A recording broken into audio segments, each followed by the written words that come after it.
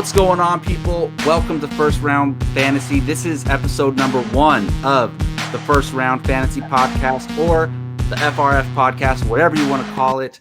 I am Jacob Bartley, and I'm joined by Gabe Maramontes. What is up, dude?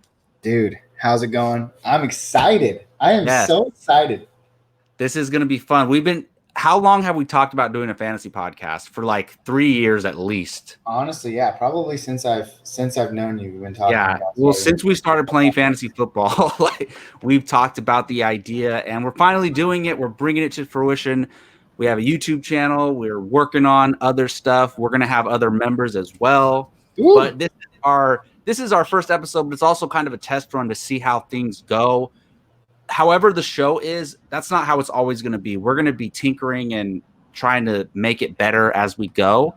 Hey, this is our first episode, and let's get going. So we're going to talk about some recent fantasy news, and we're also going to look at ESPN's top 10 offseason moves and what fantasy impacts those might have, just because we're still in the offseason and there's not much to talk about. And I will say the frequency of this podcast is going to be random for now, but once we get to preseason, I think we're going to do once a week or something like that. Yeah, guys. I mean, Rome wasn't built in a day. Things take time. Great things take time. And just give us time. We're going to work on it. We're going to polish our craft, and we're going to have fun doing it. And I think that's what's most important, is that we started this because we both enjoy fantasy football. We love to talk about fantasy football. Sometimes too much. Yes. But it's just a great experience, and we thought, why not share our opinions, even if you don't like them all the time? Exactly. They're going to be hot takes, and you say you won't listen, but you're going to listen. So it's going to be fun, and we're happy to anybody who joins the ride. Absolutely. And I just think of all the fantasy conversations we have and how many arguments or debates come up. I'm like, why waste those? Put them into a podcast so people can hear them, because sometimes there's some gold that comes from these conversations. And one of the big things about fantasy football too is conversation. Like, absolutely, you want that advice. You want people to hear your opinions. And that's just kind of what it's all about. It's a camaraderie of people talking, conversating, and this is what we want to do. So we think it'll be fun.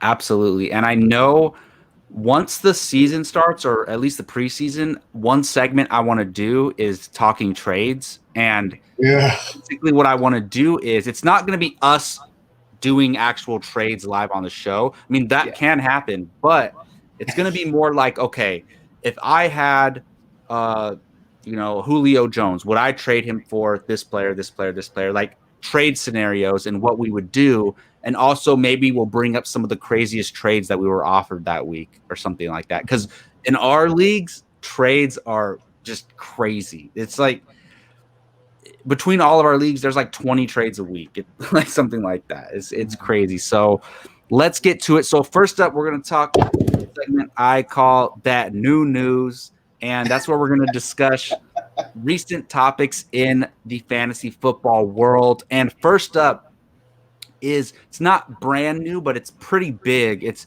Dalvin Cook will not participate in any team activities until he receives a new contract. This is coming from Adam Schefter, your favorite guy. I do enjoy it. Gabe is like the Adam Schefter of the group, because he's breaking stories in our group chat. So he's the Shefty of this crew. And so basically, I want to know your thoughts on, let's say, and today would be a very early day to draft, but let's say you were drafting today and you have the 5th pick and Dalvin Cook sitting there. Are you taking Dalvin Cook in the first round? Wow. This is how we want to start the show, right? A tough question. Tough decision. Yeah. But honestly, is it too soon to tell? First of all, I don't think a lot of people are going to be drafting today. Not necessarily. But if I was drafting today, there are a few things I'd want to consider first. And first and foremost is, how confident am I that he's going to get a deal done before the season starts? Looking back at the history of the last couple of years, we saw Zeke hold out 2 years ago. Yes. Le'Veon. Guess what, though? He came back before the season started. Yep. We saw Le'Veon Bell hold out. He did not come back. Now, so the year before he did, and then he held out again, and he didn't. He's his own special case. Yeah. And even with Melvin Gordon, who's actually another interesting one. That's a good one. Melvin Gordon held out for like 6 games. 8 weeks. Yeah, something like that. So now, given that all of them had different contract negotiations and different details within those contracts that allowed them to do what they did, that has to be your first priority. Is how confident are you that he will come back? Going as the 6th pick in the draft right now, if I was there, or would you say 5? At the 5 so spot? basically, I said 5, but my thinking was, let's say all the best running backs are off the board. So let's say there's Zeke, Barkley, McCaffrey, Henry, and Kamara are off the board. So let's say you have the 6th pick and those 5 are taken. Mm-hmm. Are you taking Cook? You know what? That's tough. He has an injury past. He is on the verge of a holdout, even though personally, I think he might come back. And this might be personal preference, but given my best judgment and how early we are in the season, if the draft happened today, I'd probably take my first wide receiver off the board with Michael Thomas. Yeah, that's a safe bet. I've been in this scenario before.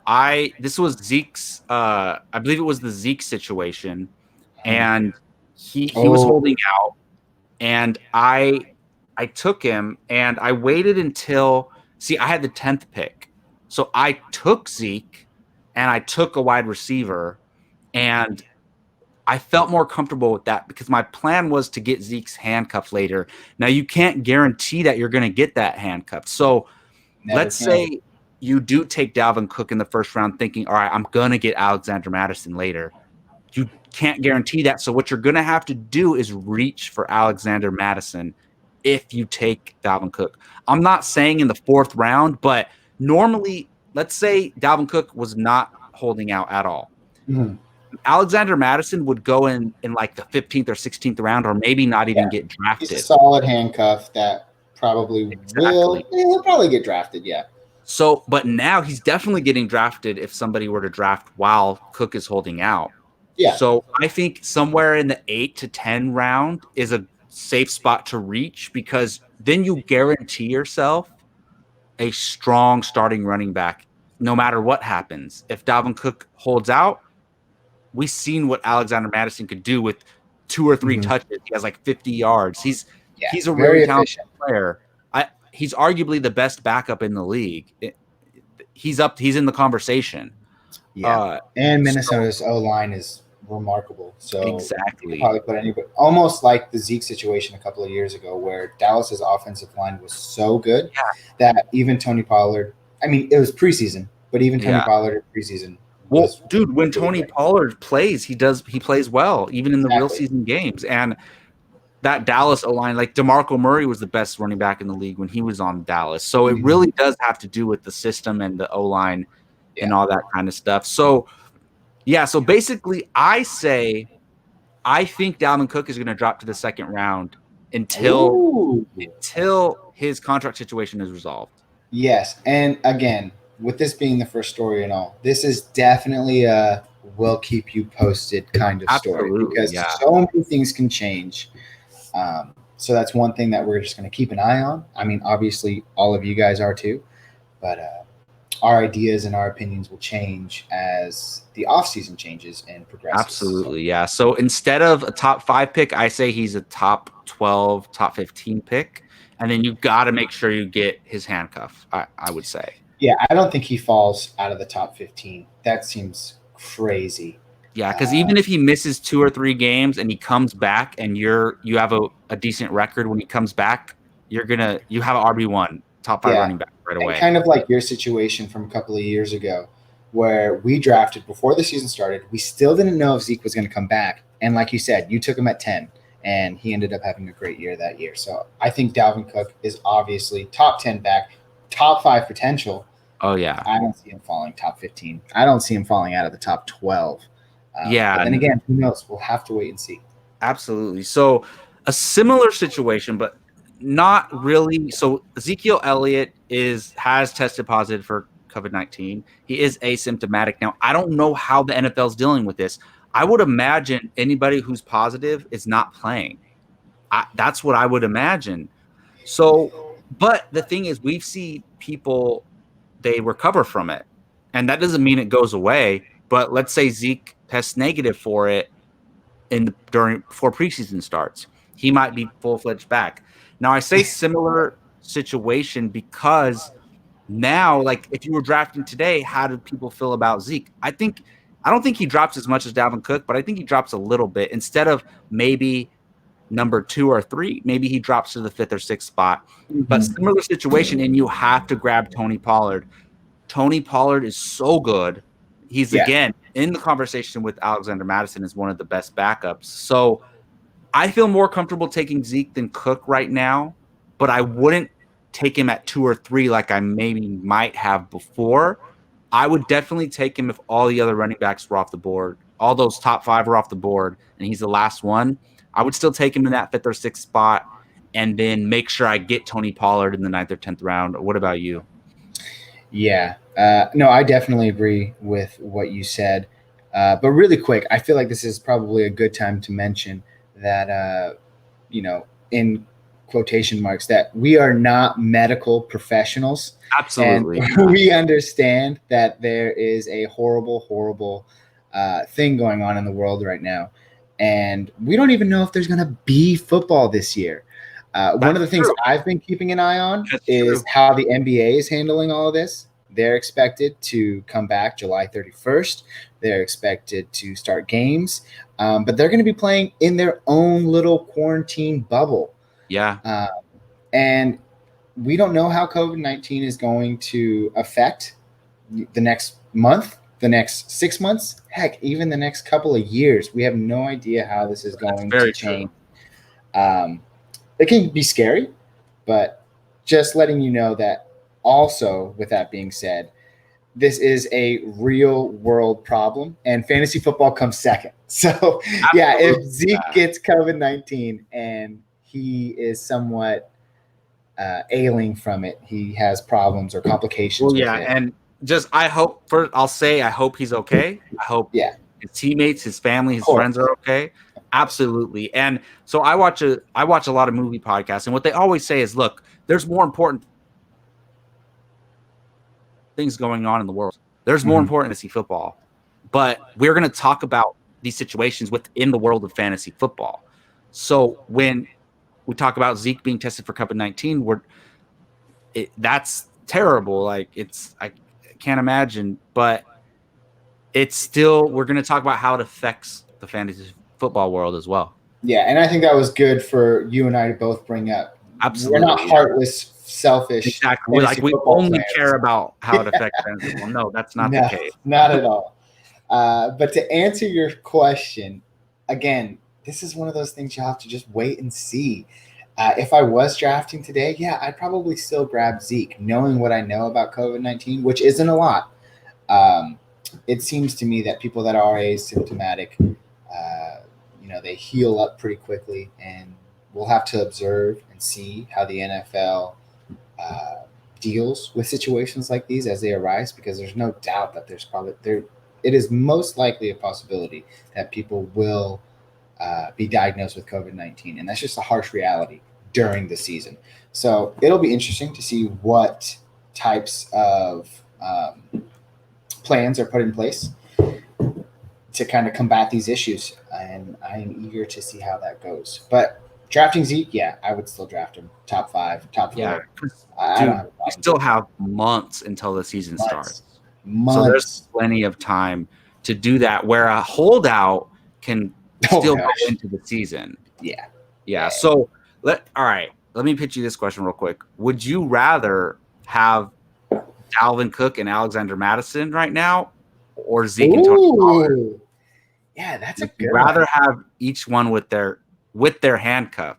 You have to consider who you like better out of Pollard and Mattison too. Yeah, completely unbiased opinion. I'll probably take Zeke and Pollard. Yeah, he's going higher. He's the better running back. He's on the better team, better quarterback. better weapons overall. He's probably, I'll take him easy. Yeah, I agree. And easy. Even though I think Cook and Madison are great, I would lean slightly towards Zeke and Pollard. Yeah. Alrighty, so this next one, look, full disclosure, I'm a 49ers fan, so this you had to get it out there. You had to. Breaks my heart. You can see my Kittle poster right behind me. This one hurts a little bit, but look, again, we're so far away from the season starting that this might not affect things. So Deebo Samuel suffered a broken left foot during a workout with teammates this past Tuesday, and he will be sidelined 3 to 4 months. So basically, if he doesn't return on time or at 100%, what should fantasy owners do with the San Francisco wide receiver situation? Do you even touch any of those guys, or how does it affect the San Francisco overall as an offense related to fantasy? Yeah. Well, first let's look at the timeline. 3 to 4 months, that puts you early September, right on par, like what, weeks 1, 2, and 3 of the season. If he comes back in 3 months, that's the best possible scenario. If he comes back in 4 months, he might feel faster. We've seen injuries come back sooner. Of course. Yeah. But just looking at that timeline, you're looking at weeks 1, 2, 3, somewhere in that range, or even 4, 5, and 6 if it gets worse, right? It's any setbacks or things like that.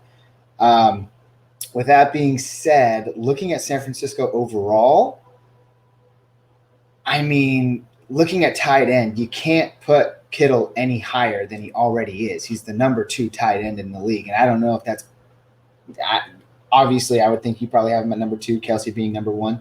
Yeah, I would say so. Yeah. So unbiased opinion. Yes. Well, yeah, rankings wise, he can't go any higher. He gets a bump because of this, right? Especially the first few weeks of the season. He gets a bump overall. Like, let's say he was going number 20 in the draft. Maybe he goes 15 in the draft, but I still take Kelsey over him if just unbiased opinion. Yeah, of course.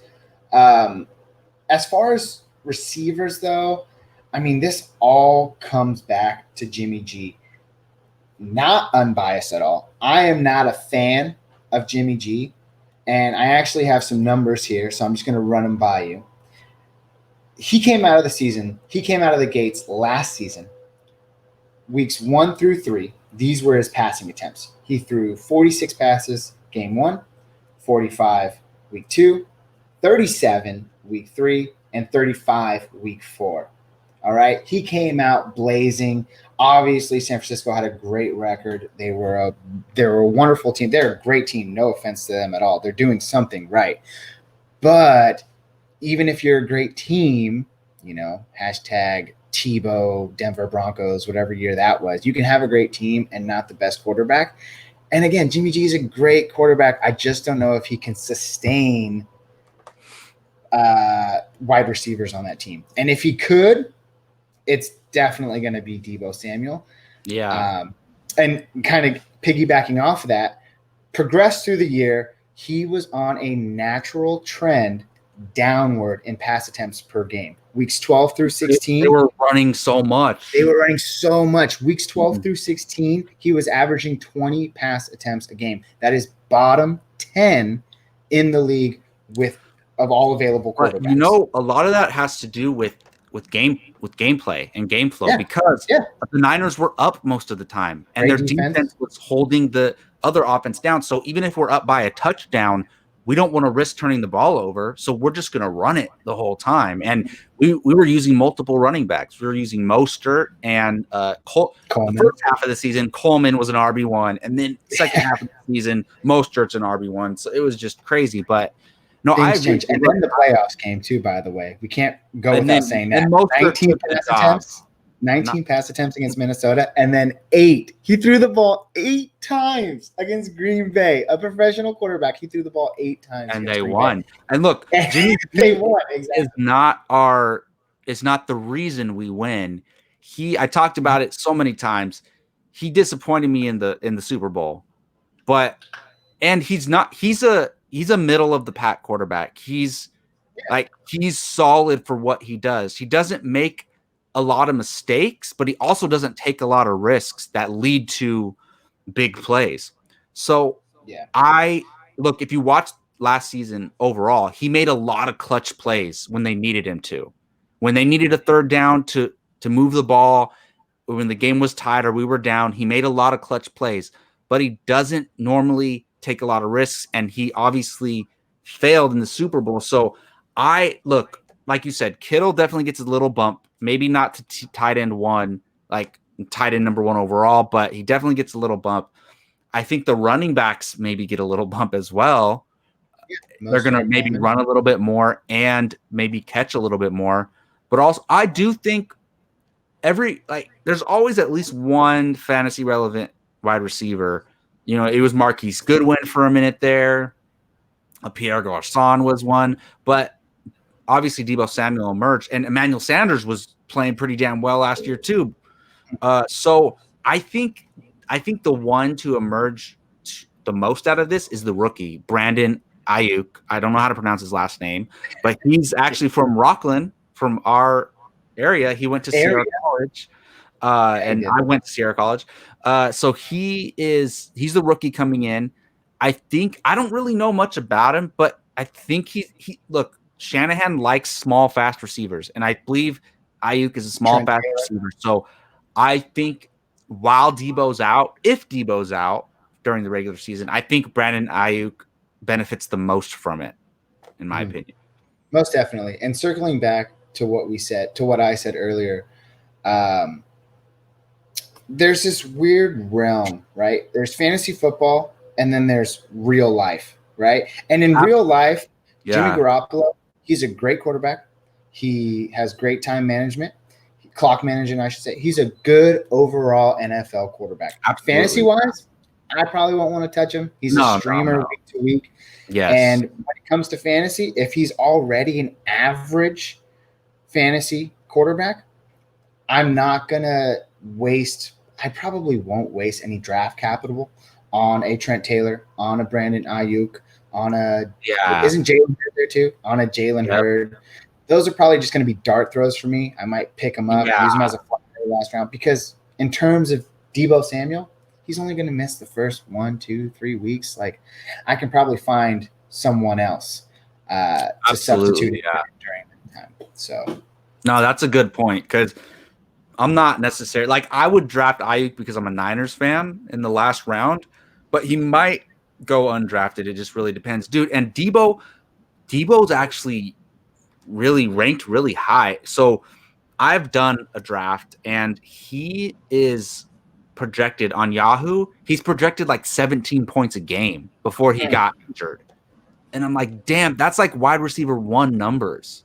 Yeah, and it's funny you say that too, because I did a mock draft this morning. He went in the third round, which I thought was really high. I don't know if they've taken into account his injury just yet. Oh, interesting. But it was no, not third round. Oh my gosh, that is way too high. I was like, damn. Not the third round, folks. We're not that inaccurate, all right? Not the third round. But he definitely went earlier than I thought he would have, and I just didn't think they'd taken his injury into consideration yet. Yeah, even before the injury, he wasn't going too high. I think he was flying under the radar a little bit. So Go ahead, sorry. Yeah, I do think this is definitely going to hurt his draft capital for sure. But like we said, who knows? By the time the season starts, maybe he's good to go starting week 1, and there's no worries, Yeah, and let's look at it this way. If Deebo Samuel goes down in the rankings and come draft day, Deebo Samuel's not going to play until probably week 3 or week 4. Obviously, his draft ranking is going to be affected because of that. Personally, if he goes to the 9th, 10th, 11th round, I'll probably snag him up. I think it's definitely a stash. Wait and see. He was super efficient last year. And honestly, I think he's going to fall a little bit farther than that too. So I'll take him if he's there at the right price for sure.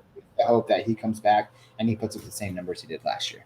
I always take the risk on that because, look, while you're waiting for him to come back, you can play with some of your bench guys and plug them into that starting wide receiver spot, plug them into that flex spot.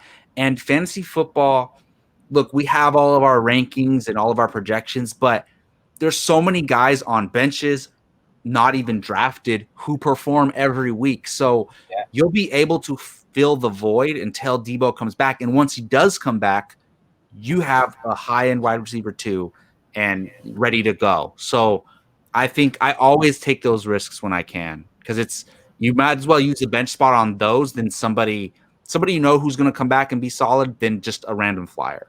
Yeah. Or if you have an IR spot, you can always stash them there too. That's very true. I love those IR spots. They're so useful. All right, so let's move on to this ESPN top 10 offseason moves. I didn't know a better way to cover some of the offseason moves than just looking at this top 10 list. I think it's a fun way to do it. And it was fun. Yeah. And if this is our first episode, the first thing to talk about is the off-season moves, and then we can slowly move into other stuff in future episodes. So the big one, and basically we're going to talk about these moves and how it affects the fantasy football players on that team. Not just that player, but how it affects the other offensive players on that team as well. So Tom Brady, the big one, Tom Brady is on the Tampa Bay Buccaneers. I thought I'd never say those words. This is crazy. First of all, where do you see Tom Brady ranking for quarterbacks? And then how do you think the pass catchers and running backs are affected? That's a really great question. Tom Brady, new offense. I feel like you could say that for a lot of players, right? We're going to talk about Teddy Bridgewater in a little while. New player, new team, new coach, right? Yeah. Tom Brady, different scenario entirely because he is Tom Brady. His name value is so high. Personally, though, I don't know. I am really interested to see how this pans out. He's going to Tampa Bay where there's Bruce Arians. Bruce Arians loves to throw the ball downfield.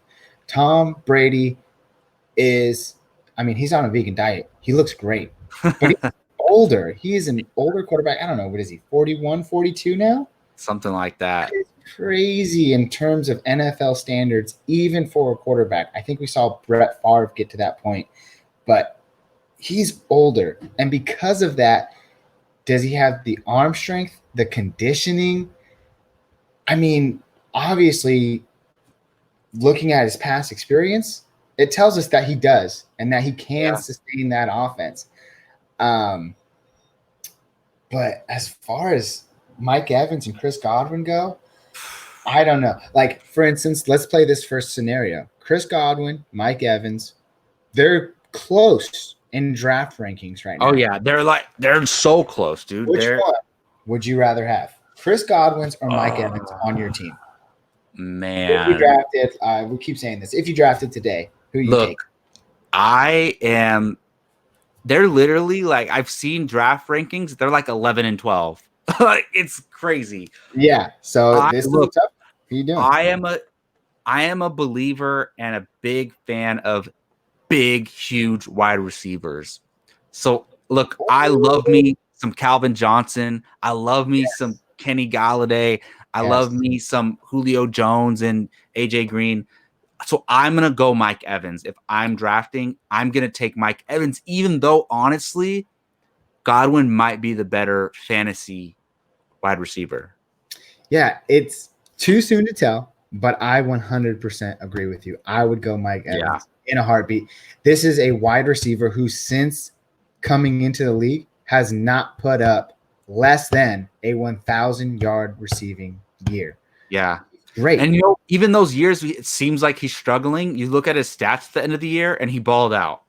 And actually, that's a good point that you brought this up because it goes hand in hand with last year, too. Last year, if you had Mike Evans and someone else had Chris Godwin, it was like boom or bust either week. You would have Chris Godwin, the guy that had Chris Godwin on his team, super ecstatic that he put up, amazing numbers. Meanwhile, I have Mike Evans who put up a dud, a literal dud, right? That doesn't happen next week. Mike Evans has a great week. Then Chris Godwin puts up a dud. Can Tom Brady sustain both quarterbacks? Both wide receivers? I think he can. However, I think we're going to still see some of that boom bust potential. Players. But that doesn't mean that because they're boom or bust, I'd still take them where they're being drafted at, of course, and I'd take Mike Evans. Tom Brady has always been super efficient around the red zone. He likes throwing to big bodies in the red zone. That's why freaking Gronk is back. Dude, which is they have three. They have three good tight ends. Yeah, 3 good tight ends, and he loves throwing to big bodies in the end zone. I just think Mike Evans will be the better fit fantasy wise, and I think, you know what? I know, Mike Evans. I'm saying it now. All right, Mike Evans will have a better fantasy year than Chris Godwin this year. Wow! Look, if I disagreed with you, I would say Chris Godwin's going to have a better season. We would do bets. Look, this is what we're going to do. I watch the Fantasy Focus podcast, and they do, when a situation like that comes up and they disagree, they keep track of their bets, I guess, if you could say. But that's not one. But because I agree with you. I think Mike Evans is going to have a better season. But if a scenario comes up like that where we disagree, we'll keep track of it and then tally up our points at the end of the season and see who had the most right or something like that. I'm down. Well, we just had our first one, but you didn't hypothetically disagree with me. Yeah, no. I was just saying. But we agree. Mike Evans. Yes, Mike Evans. But hey, one might come up with the rest of these. Who knows? I think Tom Brady is going to explode this season. I think Tom Brady is going to be a QB1. I really do. QB1. Look at how many weapons he's had. Look, he had Randy Moss, who was the best player he ever played with. I mean, he had Gronk too. Mm-hmm. They're both arguably the best players he ever played with. He's never had an entire squad like this before, offensively. So many weapons all together at once. It's crazy. I think he's going to have a similar to Peyton Manning in Denver season. Ooh, that's a lot of touchdowns. I know. I think it's going to happen, to be honest. Well, look at Peyton Manning. He was older. I mean, not as old as Tom was, but he was older when he went to Denver, and man, did he have a great fantasy season and a great overall season in terms of the real world as well. Yeah, he broke the record for touchdowns that year, and I think, did Patrick Mahomes break it? Oh man, now you're putting me on the spot. Like 2 years ago. No, it's all good. We can we'll check that later. But I think he did. I think he did. Fact check us if we're wrong, guys. Yeah. And honestly, I don't think there's too much of that running back situation is gonna be who the hell knows what's gonna happen with that. Oh, hold on, Jacob. We will get to that point, and I will tell you what is going to happen. Okay, so we're gonna get to that point in just a little bit. With the Tampa Bay running backs? Oh yeah, we'll get there. Okay. So should we move on to number 2? Yeah, let's do it.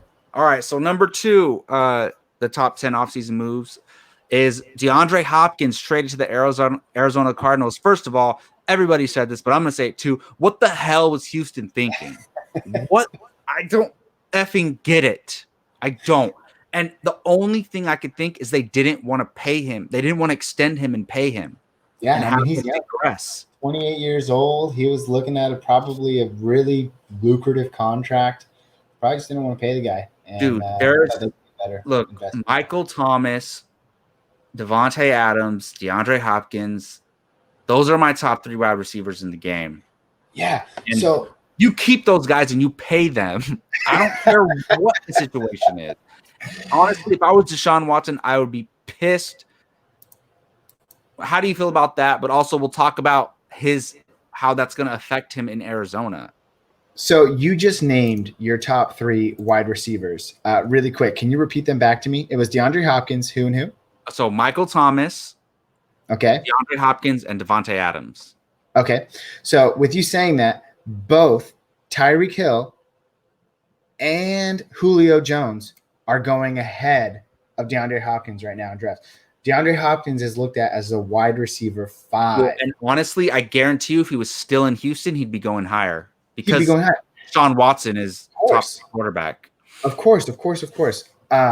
What's interesting about that, too, is that this is another player who has sustained and proven that he can put up top 3 fantasy seasons, right? He is an unbelievable athlete, and he's great for fantasy, and he's great for real life football.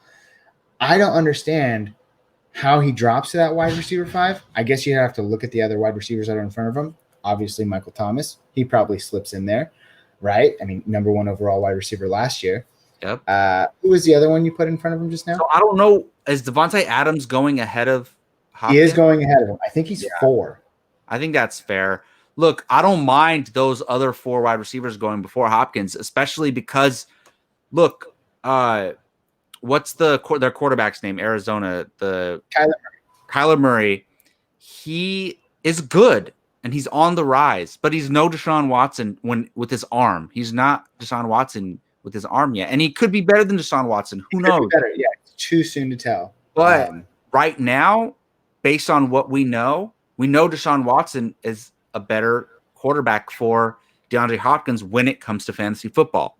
So I guarantee you, if he was still on Houston, he would be going number 3 or 4 at least. Just like those rankings, I think Hopkins drops a little bit. He's still talented. He still has a good quarterback. It's not like he has a terrible quarterback. It's not like he's – never mind. I'm not going to say that. I was going to say it's not like he's going to the Raiders. Sorry. But I guarantee if he was going to the Niners, he would drop too. Like, unless he was going to Kansas City or Green Bay or one of these other teams with like an elite quarterback, he's dropping. So Kyler Murray's good. Quarterback play is the reason why Hopkins drops a couple spots for me.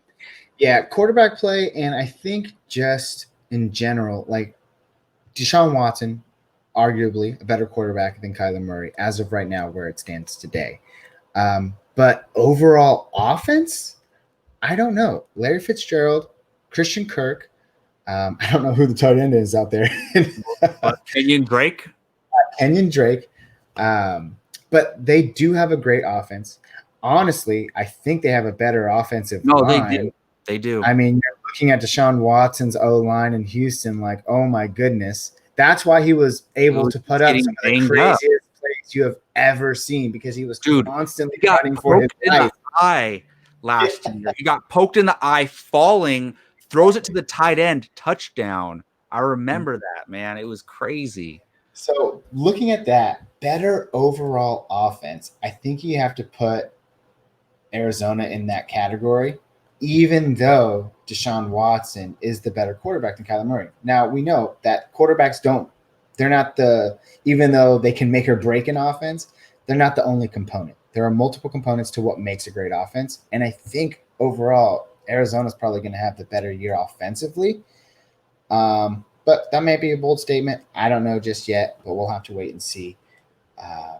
As far as that is concerned, though, man, DeAndre Hopkins, wide receiver 5, the only reason why I would say that, or I could see that, is because of what you just said. Deshaun Watson's a better QB, and he's going to a place where he's probably going to be the number 1 option. That's actually a true statement.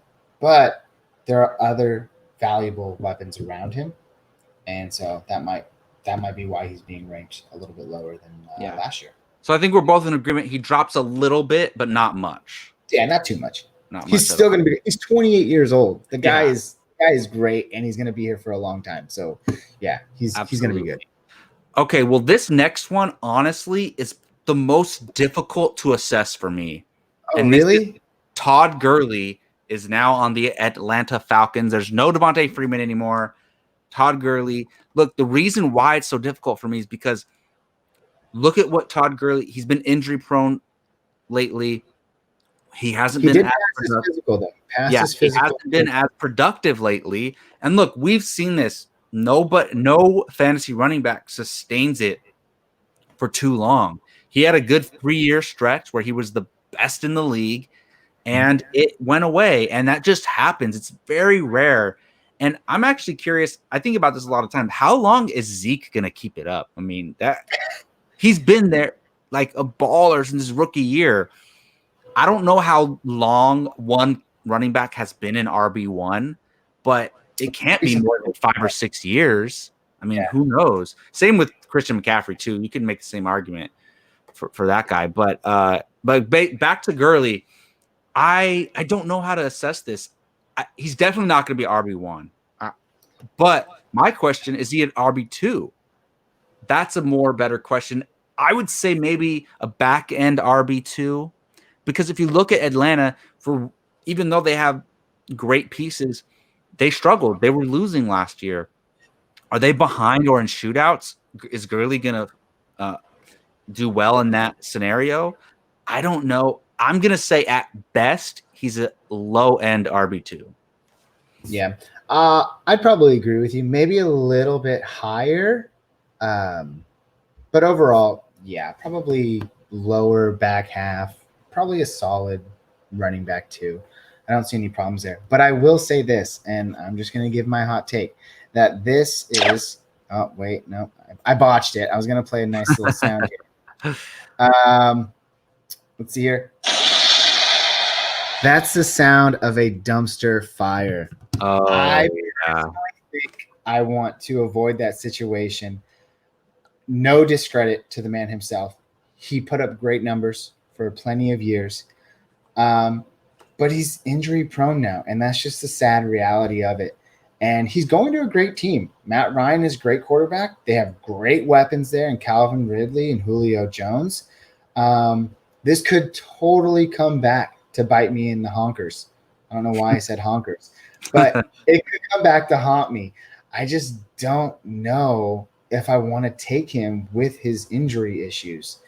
I'd rather just have someone else pay the price for him. And golly, if they end up with a high ceiling RB1 or a solid RB2, good for you.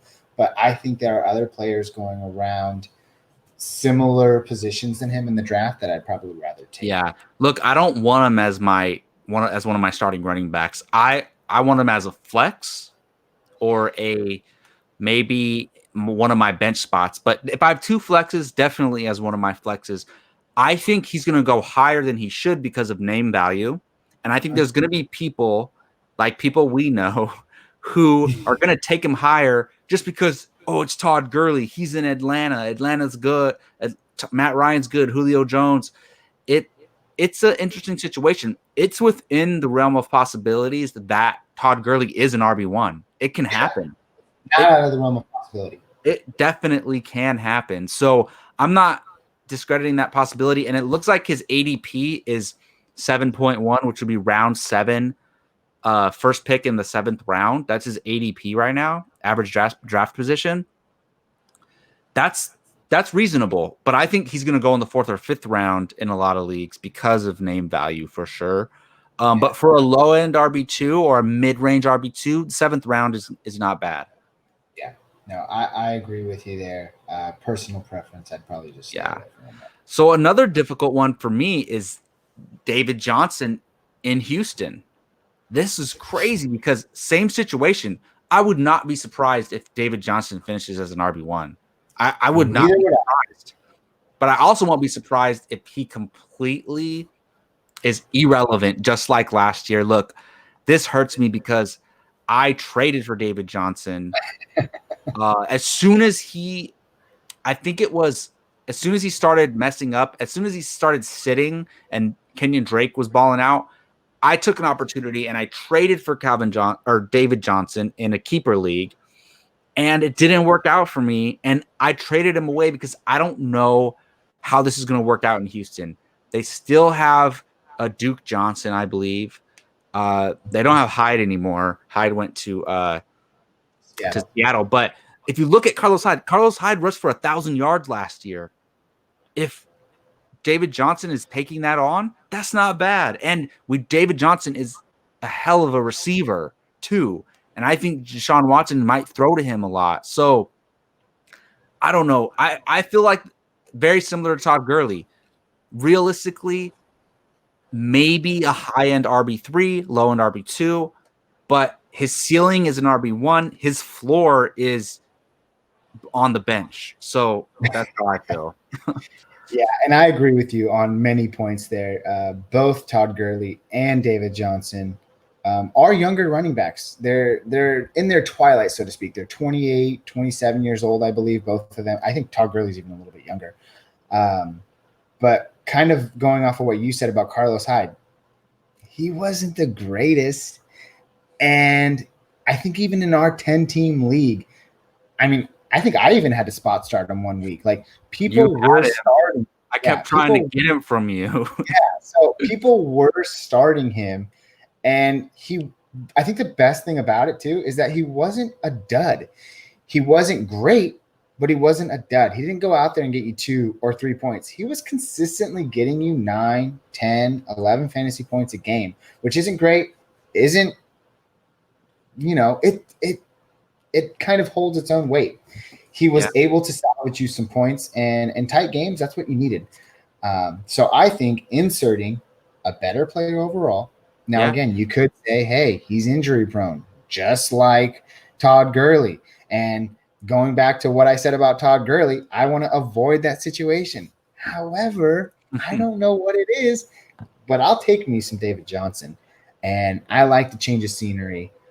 I think it's going to be a better fit. Also, hand issues, not the same as knee issues. So I would really like to see what happens in Houston with David Johnson. And I'll probably draft him for the right price if he's sitting around there. Also, I love to go running back heavy. He's going in the later rounds, right? He's not going in that first, second. Yeah. I don't think he's in the third round, right? He's going later. So if I can get a name like that, David Johnson, new face, new team, oh man, I'll take it. I'll take it any day of the week, especially if he can duplicate those numbers that Hyde did and add a few more touchdowns too. I think he'd be great. Yeah, and he's definitely going to be catching more than Hyde did. So if you take those same rushing numbers as Hyde, add a couple more receptions there, I think it could be better. I feel more comfortable. Look, I think Todd Gurley is going to be drafted higher than David Johnson, but I feel more comfortable taking David Johnson, honestly. I would say the same. For the price that I'm going to have to pay for it. All righty, so this one's interesting. So wide receiver Stephon Diggs, previously of the Minnesota Vikings, is now on the Buffalo Bills with your favorite quarterback, Josh Allen. No, you do like him, though. You do like him a lot. So how do you feel about this, man? Is Diggs elevated? Is he going down? What do you think? I think he's going down. Josh Allen is a great quarterback. Well, Josh Allen is a good quarterback. He's pretty good. He's a really good young quarterback. Yeah, he's highly inaccurate. He has to work on that, which I think he will. However, I just think with the scenario, you look at Buffalo as a whole, they have a great defense. They're going to be probably in one of the worst. Is worser a word? I don't think it is. They're going to be in a bad division with Tom Brady leaving the Patriots. You have the Dolphins, Patriots. Who else is in there? Oh, gosh, it's making us look bad. But I think that division is up for grabs. Buffalo's defense is stellar. Their run game is going to be pretty good. Oh, the Jets? The Jets. So there you go. Bad team all around, right? And with that being said, I just don't think there's going to be a lot of opportunity to catch a lot of balls. And if you don't catch a lot of balls, you don't sustain a high fantasy ceiling. And if you don't have a high fantasy ceiling, you fall in drafts. And he's falling in drafts. And I probably won't pick him up. I think there are better options. Like last year, I had John Brown. I loved it. He was putting up numbers for me. It was great. Now you say, oh, well, Gabe, you just insert a better receiver, and he's going to have John Brown numbers like last year. But John Brown is still there, too. Still there. And I don't think that's a valid argument. I don't think it plays out the same way as it did last year. I just think that means there's more opportunity to spread the ball around. And unfortunately, I think that's what's going to happen. So I don't see Diggs on my radar. Do I think he has fantasy relevance? Of course. He's a great wide receiver. Yeah. In the real world, have at it. I think this is a great move for Buffalo. Fantasy-wise, I'll probably stay away from him. If he falls to the right price, yes, but I don't want him on my team. Look, I see where you're coming from because Josh Allen runs a lot. He's a running quarterback. They have Devin Singletary. They drafted a rookie. I think they're going to run a lot. It's just their style. But this might be one where we disagree the most because I think Stephon Diggs is going to explode. I don't know why. I think for some reason, I can't explain it. It's like, even though I do think they're going to run a lot, I think Diggs is elevated. There's no bad blood between him and the Bills yet. We'll see. He's not overshadowed by there's no discuss. Like, there was a debate: who's better, Adam Thielen or Stephon Diggs? We don't know.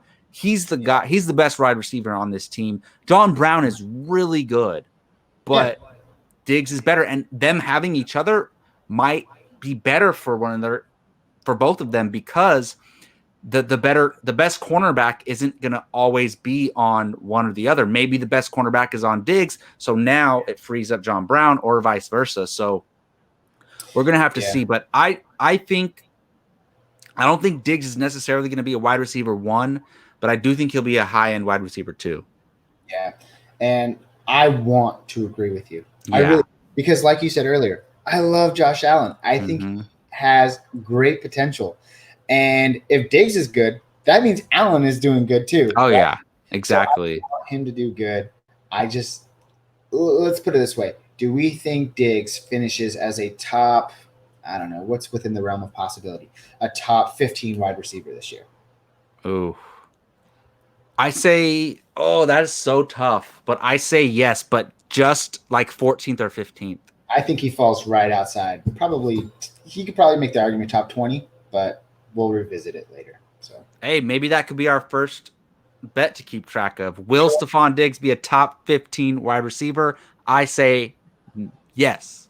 I say no. We'll book it down. All right, book it down. That's our statement when we say book it down. Because on the show that I watch, they say put it on the board. So ours could be book it down. Do you want to keep track of these? Yeah, I'll keep track of them.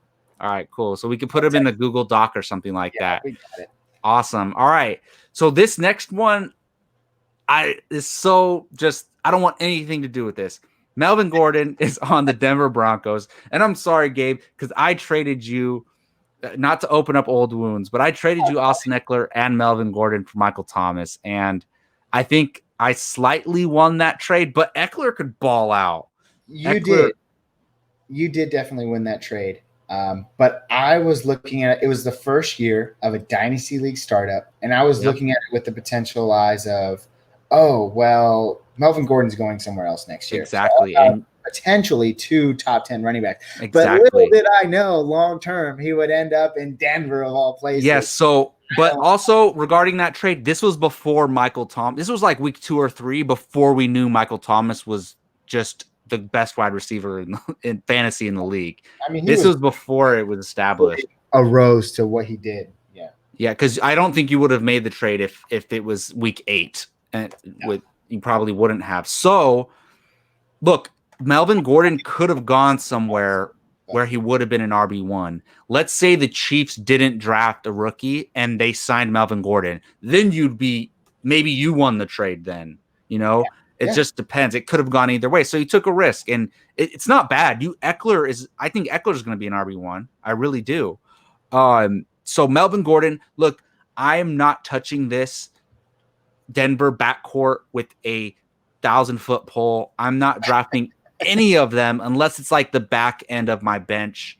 Melvin Gordon will be drafted because he's a name, but I'm not touching this backfield at all. I think Melvin Gordon's like a running back 3 at most. Like most of these other stories, we're going to kind of just skip through the last couple here, but definitely denied. I am not touching Melvin Gordon. Yeah. In the real world, though, I do think it's kind of a good move. I mean, you're looking at a team that spent nothing draft capital-wise on Phillip Lindsay, and he just happened to have a great year. But there's no risk for them there because he was an undrafted rookie. Yeah. So what? He's gone now. Not really that relevant. Royce Freeman, high draft capital. Looks like he's not going to pan out the way they wanted him to. So, I mean, Melvin Gordon got paid. He's going to be on a football team that's probably going to be okay. Fantasy-wise, no way. Bye. Yeah. For sure. Well, let's touch on these last couple. The last 4 aren't huge fantasy relevant, but they're still worth talking about. So, Phillip Rivers in Indianapolis now. How do you think he does? How do you think his pass catchers do? I like it. If T.Y. can stay healthy, I like it. I think he's an upgrade from Jacoby Brissett. Mm-hmm. So there's that. They got a good team. They have improving defense, good offense. If T.Y. can stay healthy, those 2 are going to be good. They just signed, I think, literally today, rookie wide receiver Michael Pittman signed his 4-year rookie contract. Oh, nice. He's going to be a great wide receiver. I mean, first-year wide receivers don't always pan out year one, but I don't know. When you look at the situation as a whole, though, I mean, Phillip Rivers is older, so I don't know how long-term their plans are with him. But short-term, yeah, put fans in the seats, and they'll probably have a great record, and they're going to be contenders. So, well, yeah. So the thing is with the Colts, they're already really good. They have a great defense. They have a great offensive line. Yeah. They have good running backs. They have T.Y. Hilton. When T.Y. Hilton is at his best and he has a good quarterback, he's a wide receiver one. They signed a new tight end. I think they have Trey Burton now. Yeah. And they still have Jack Doyle. So look, I think Phillip Rivers going to the tight ends. So yeah, I think Phillip Rivers is similar to how he was with the Chargers, like a low end RB or a low end QB1, high end QB2. Yeah. I think TY is elevated though. I think TY might have similar numbers to when he was playing with Luck. Maybe not as good because he had some monster seasons with Luck, but I think TY is going to benefit the most from this. Yeah, and I do too. I mean, you're not looking at Andrew Luck in his prime. You're looking at Phillip Rivers at the end, like his son is setting, right? Yeah, but he's still pretty good. Still an upgrade, and he's still pretty good, and I definitely think it's an upgrade for T.Y. Hilton. So, yeah. Awesome. So, Austin Hooper, who was for a long time last season, he was the best tight end in the first half of the season and in Atlanta, and now he's on the Browns. How do you feel about this? Oh, I'm looking for how I feel about it. Wow. Wow. I thought I was going to pan out better. I don't really care too much. What he did last year was really good for fantasy. I don't think he does the same this year. I don't think he even comes close to it. He's got better weapons. OBJ, Landry, David Njoku, who's still trying to pan himself out, Kareem Hunt, who's going to be catching balls, and Nick Chubb, who's going to be running the ball. Baker Mayfield, I'm not a big fan on Baker Mayfield. I hope he pans out just in terms of, being optimistic, and that I kind of like him. He was fun on what's HBO's show? Hard Knocks. Oh, yeah. On Hard Knocks a couple of years ago, so he got a new fan out of me, but he's got to show a lot. He was one of the worst quarterbacks last year in fantasy football. Yeah, and in real very life. Disappointing. We thought he was being drafted top 5 last year. Yeah, and then probably one of the worst draft picks you could have made last year. Even if you took him, it was just a bad scenario. But OBJ is going to be healthy this year. He supposedly wasn't healthy last year. Landry's there. There's just so many weapons. Baker Mayfield has to improve tremendously to kind of see any relevance to support good. I mean, you plugged a podcast that you listened to earlier. I'm plugging one now, the Fantasy Footballers. I love their content. They have him right now ranked as the tight end 21. And wow, tight end 21 don't do anything for fantasy football. That's crazy. Staying away. Yeah, they have Chris Herndon, New York Jets tight end in front of him. Wow. Detroit Lions tight end in front of him, and Jarwin, Dallas tight end in front of him, like right before him. That's surprising, to be honest. Yeah, it is surprising. Well, no, I don't really think it is. I just don't see anything happening. That's crazy. I actually think he's going to be top 15. Ooh, okay. I think he's going to be honestly, I think he's going to be around top 10, but not in the higher top 10, but I think he's going to be in the lower bottom half of top 10, to be honest. Because, look, tight end is the hardest, most difficult position in fantasy football to deal with if you have a tight end spot. And I think you can do worse. I don't think he's going to be near as good as he was last year, but I do think he's going to be solid, because a lot of times when quarterbacks struggle, they throw to their tight ends. So I think we'll see, but who knows? David Njoku is supposed to be really good, and even when he's healthy, he's not doing well. So we'll see how that works out. Quick, you said top 10. I'm just going to throw out 10 names there, and let's see what you think. So Travis Kelce, number 1. George Kittle, number 2. Mark Andrews, number 3. Zach Ertz, number 4. Darren Waller. Jared Cook this is where we start to kind of have some question marks. could slip into that range, but I don't even know. Jared Cook probably going to do a better season. Mike Gesicki's going to have a better season. Evan Ingram, if he can stay healthy, will have a better season. Tyler Higbee and Dallas Goedert, and then you have Hunter Henry rounding out the top 11. So I do think there are better options there. I wouldn't surprise me if he finishes in that 6th or 7th spot out of those guys, to be honest. It wouldn't surprise me because look, he has the talent, and Baker Mayfield, his first season, he was decent.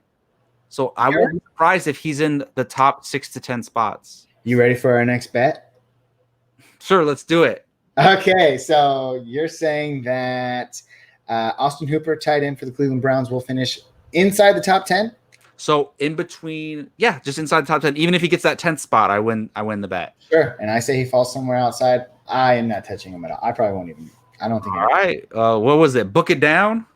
Book it down. Book it down. All right. So this next one, so Teddy Bridgewater is now the new quarterback of the Carolina Panthers. We had Kyle Allen was there last year. Cam Newton's out of there. Kyle Allen's actually in Washington now, which is interesting. Yeah. But Teddy Bridgewater, look, this is good for the Panthers. He stepped in for Drew Brees last year. They still had a winning record. He's not gonna blow everybody out of the water, but he's a solid quarterback. He's gonna help them win games. I think this is positive for Carolina Panthers as a real NFL football team. Mm-hmm. I'm not necessarily drafting Teddy Bridgewater as my fantasy quarterback, especially in a 10-team league where most of us only draft one. Yeah. Not necessarily taking him, but as much as more of a tick McCaffrey can get, I think it helps McCaffrey. I think it helps. Look, DJ Moore, we saw DJ Moore was QB proof last year. He emerged as a beast, no matter who was throwing to him. So I think honestly, if DJ Moore repeats what he did last year, that's amazing. So I think he stays on par. I don't think much changes in Carolina other than their win record will go up. Yeah, most definitely. I agree with you wholeheartedly there. Teddy Bridgewater, improvement over Kyle Allen. And last year, even though the Panthers weren't the greatest, they were in contention with a losing record well into the later part of the season last year. Yeah. And like you said, DJ Moore shined last year. I made a trade for him in our dynasty, not in our dynasty league, in one of our other leagues just this offseason. I was able to grab DJ Moore and who was the other one? Keenan Allen. And unfortunately, I had to send OBJ away. But I like DJ Moore this year. I think he's going to do great things. Now, there are question marks, one being Teddy Bridgewater. However, they have a new coach as well. Ron Rivera is out. He's in Washington now. And we're looking at a guy who doesn't have NFL experience. His name is Matt Rule. But he came from college where he ran a spread offense, multiple wide receivers on the field at a time. I think they're going to be throwing the football a lot. It's time for Teddy Bridgewater to finally have his moment to shine, and I think he comes through. Believe it or not, back in 2016, I think, whenever, I don't know, this is going to make me sound weird now because I don't have the correct info. But I was very high on Teddy Bridgewater when he was drafted in Minnesota. On Minnesota, he did really well his rookie year. I loved it. And that was before I really knew too much about fantasy. I haven't been playing fantasy that long, and I loved it when he was in Minnesota. Unfortunately, horrific leg injury took about 2 years of his playing career away from him. But he's still young. He's in an offense that's going to throw the ball. He's got DJ Moore. He's got Curtis Samuel. And he's got freaking the tank CMC. So I think Carolina's going to surprise some people, and I'm really excited to see what they do. Yeah, I agree. I'm actually excited to watch this team. Look, I think this is an upgrade at QB. So I think if DJ Moore was balling look at DJ Moore's numbers, man. They were crazy good, unexpected. Like, we did not expect him to do that well. Mm-hmm. And because in our dynasty league, I waited on wide receiver, and wide receiver was my worst position going into the draft. And I had Cooper Kupp and DJ Moore. Ended up working out great for me. Yeah, I bet. And then I traded for Michael Thomas, so ended up working out great for me. And look, I think it's nothing but good things for Carolina and for DJ Moore for sure. So last one in the top 10, and then we'll discuss some of the honorable mentions really quick. So Emmanuel Sanders goes to New Orleans. Look, I don't think there's much to say about this. That second wide receiver spot in New Orleans has been interchanging like so many times in the past couple of years. I think Emmanuel Sanders is going to do well wherever he goes. He's going to New Orleans. He'll be a formidable wide receiver 3, in my opinion. Yeah, I'll probably go a little lower than that. He'll probably be possibly, honestly, flex option for me. I don't think it does a lot for Michael Thomas either. Michael Thomas proved last year he was undoubtedly the best wide receiver in the NFL. He's still going to get double coverage. He's still going to be great. And now he's got a better option at wide receiver 2 on the other side lining up for him. So I think overall, NFL-wise, it's a great move. I like it. But I don't think a lot changes. I think he's going to put up kind of the same numbers he's been putting up the last few fantasy seasons, which is not really anything special. And he's a week-to-week flex start at best. Yeah, it's solid, though. He's a bench spot or a flex spot for sure. Definitely. I'll pick him up in the later rounds for sure. Awesome. All right. So some of these honorable mentions, I'm just going to read them off real quick. And if there's any of them you want to discuss, we'll discuss them. So we have tight end Hayden Hurst on the Atlanta Falcons, tight end Rob Gronkowski on the Tampa Bay Buccaneers, tight end Eric Ebron on the Pittsburgh Steelers, wide receiver Brandon Cooks on the Houston Texans, running back Matt Breida on the Miami Dolphins, wide receiver Robbie Anderson on the Carolina Panthers. Also, Jordan Howard went to the Miami Dolphins as well. So any of these stand out to you? Yeah, quite a few of them do. I know we're not going to talk about all of them. I don't really care too much about Hayden Hurst in Atlanta. Obviously, Rob Gronk in Tampa Bay is really cool. We'll have to talk about him later. Ebron is a good signing for Pittsburgh. I think he'll find some relevance there. Although, yeah, he should be fine. Brandon Cooks in Houston. I like the move. It sucks that he has these concussion issues, but you literally lose, I think, what was DeAndre Hopkins, the league leader in targets. If he wasn't last year, he's been the league leader in targets for some number of years. And now you insert Brandon Cooks there. I mean, there's a lot of potential there if he can stay healthy. And he's a burner. He can get downfield. And that seems to be what they have a lot of there. Will Fuller, Brandon Cooks. They're going to be throwing the ball downfield a lot. And I like it. I will take him as a flyer in a heartbeat. Absolutely. I think, honestly, look, a lot of these are interesting. Gronk is interesting. The Miami running back situation. Maybe when we do our running back episode. Yeah, that would be fun to talk about. Confusing, unsure backfields. They'll definitely be in the conversation. That's interesting. But I think Brandon Cooks is the most intriguing because I'm telling you, there's a possibility that he's in the top 10, not high-end top 10, but number 10 spot. Look at his numbers since he's been in the league. He's been a great wide receiver. And over 1,000 yards. His injuries last year were concussions, which are terrible, and he needs to be careful, but they weren't leg injuries or back injuries or anything like that. As long as he stays safe with his head, he could be legit. And look, Will Fuller's going to get his, but there's a lot of passes to go to in Houston. There's a lot of passes to go around in Houston. And with what David Johnson and Brandon Cooks there, everybody's undervaluing them right now. They could both be really solid additions, and they're going low. So people might get better than what they're paying for with these two guys. Yeah, I love me some Brandon Cooks this year. Oh, nice. Yeah, me too, man. And Jordan Howard. That'll be something we could talk about later. Gut instinct, though. Who would you rather have, Matt Breida or Jordan Howard? 3, 2, 1. Matt Breida. Ooh, I take Jordan Howard, but that's a discussion for a later day, so we'll see. Well, I'll say really quick because Matt Breida, they're going to be behind a lot, and Matt Breida is going to catch more passes. That's true. That's true. And I'll say Jordan Howard because, yeah, that's true. They're going to be behind a lot. But, despite the name value of Jordan Howard, he's been good. Like, he he may not be good for fantasy, but he's been good in terms of the NFL. And I think it's just a matter of time before he finds the right fit. He came in, he was good for a year in his rookie year. Then Matt Nagy comes along and has all these different plans for him. Then he gets shipped off to Philadelphia. I just don't think he's ever had the right fit. But his first year, when we saw that he had a comfortable fit, he was good. And so I hope we see something like that for him in Miami. And then we didn't even touch on Robbie Anderson. That's just another valuable weapon for Teddy Bridgewater. Yeah, that's going to be interesting because they still have they have another guy. Samuels or who is it? Yeah. They have who? Curtis Samuels, DJ Moore. Yep. They got a solid offense right there. So that's good for them. I can't remember who their tight end is. Maybe it's some unknown guy because I know what's his name is gone. Greg Olsen, I think he went to Seattle as well.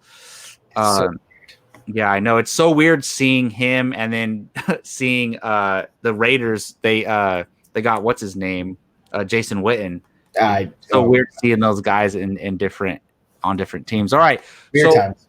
To wrap up every show, I want to make a bold prediction. And since when we're doing this show weekly, we can make a prediction for that week, for that Sunday. Let's do it now. What I want to make our bold prediction on is which rookie will have the best fantasy season. We don't know much right now, but from what we know, who do you think is going to have the best fantasy season based on the information you know right now? Now, before I say this is a bold take. Exactly. Right? This is a bold prediction. So obviously there are rookies out there that I think are going to have really good fantasy seasons. And I think this one's a question mark, not too sure about him, but I'm going to go ahead and say it because I'm not too unsure about this. I am positive that Keyshawn Vaughn, running back for the Tampa Bay Buccaneers, is going to come out. He's going to shine. He's going to take that James White role that they so desperately need down there in Tampa because Tom Brady has utilized weapons like that for years, and he's going to have a great fantasy season. Maybe not at the start, maybe not weeks 1, 2, 3. This might be something that might help you in your playoff run, but he will be a great asset for your fantasy football team in the later half of the season. Keyshawn Vaughn, write it down. He's going to be great for fantasy. Dude, I'm so glad you said that because I think he's flying. That's not my choice, but I think he's flying under the radar. I've noticed in these mock drafts that I do, a lot of people don't take him. I have him. I actually have him and Ronald Jones in one of the drafts that I did do. And I love having both those options because who knows how it's going to pan out. But I'd rather have Keyshawn Vaughn than Ronald Jones. And because Ronald Jones had his chance, but who knows how it's going to work out with this new team. Yeah, we don't know this is why we call them a bold prediction because you know why? I do like Ronald Jones. He hasn't been the best for fantasy, and he hasn't been the best in NFL terms. But both guys could be valuable. Look at James White and Sony Michel. They were options in New England, at least not last year, but the year before. Sony Michel was really good. That is very true. That's a good point. But I like mine. Jacob, take it away. I like that. So this is tough. This is hard because I don't think Clyde Edwards-Helaire is a lock to be have the best season rookie. That everybody hypes up these guys. And look, Zeke and you're talking to me, man. Of all people who hype up rookie running backs, look who you're talking to. Zeke and Barkley are exceptions. They are just different animals. But I don't think Clyde Edwards-Helaire, they have like 5 running backs in Kansas City. I think they're all going to play. So for me, and I thought about going DeAndre Swift, but that scares me a little bit. I thought about going Justin Jefferson in Minnesota because he's going to fill that Stephon Diggs role, but I'm going with this one. I'm going with CD Lamb of the Dallas Cowboys. That's a good one. They have Amari Cooper. They have what's his name? Their other Michael Gallup. But if you watch the draft, they were so excited to draft CD Lamb. If you watch the draft, Jerry Jones and Mike McCarthy, they were so excited when their draft pick came up, and they were so happy. They took CD Lamb. They love him. They have plans for him. I don't know if a team can sustain 3 fantasy relevant wide receivers. It's very rare. but I won't be surprised if CeeDee Lamb surpasses Gallup as the number 2. And that offense is just so damn good with Zeke and Pollard and the pass catchers. They have a new tight end. I think CeeDee Lamb, and look, he has the look, he has the name to be a superstar. I think it works. So my bold prediction, it's probably not the smartest pick. It's a bold pick. CeeDee Lamb is my bold prediction of the week for a rookie that's going to have the best fantasy season. I can't not disagree with you. I love it. I like it. Awesome. I want some more of it. Let's do it. Well, that's going to do it for the first episode of the FRF Podcast, the First Round Fantasy Podcast. Thank you for watching. We are First Round Fantasy because we're just simply the best. We're First Round Fantasy level. And I will say, before anybody is too harsh on us, we are not fantasy experts. I'll tell you that right now. Have you seen a new fantasy record? It's not good. We are not football experts. We are just big fantasy football fans. We love it too much. We play in too many leagues, and we oversaturate our social lives with fantasy football. So we want to channel that and put it all into this podcast. So that's what we're doing here. You're going to see some new names on here in the future. You're going to see our buddy DeMont, our buddy Joe. We're actually going to get our buddy Johnny on the podcast as well. He's actually very excited to do it as well. So you will see new names, but it'll be me and Gabe will be regulars on here along with some of the other guys. So thank you everybody for watching. Thank you for listening. Subscribe to First Round Fantasy. We're going to be doing a lot of cool stuff. Gabe, I know you have some really cool ideas, man, that we're going to try different shows, different segments, things like that. So look forward to any last words, man, for your first episode. I'm excited. This was fun. You'll just have to wait and see. You'll have to follow us on this journey, guys. Just give us a chance. We're new to this, and I think we're going to be good at it because we love it. And I'm also out of water, so this is a perfect time to end. Perfect. All right. Thank you all for watching again, and we will see you all on the next episode. Have a good night or day, anywhere. 5 o'clock somewhere. Bye.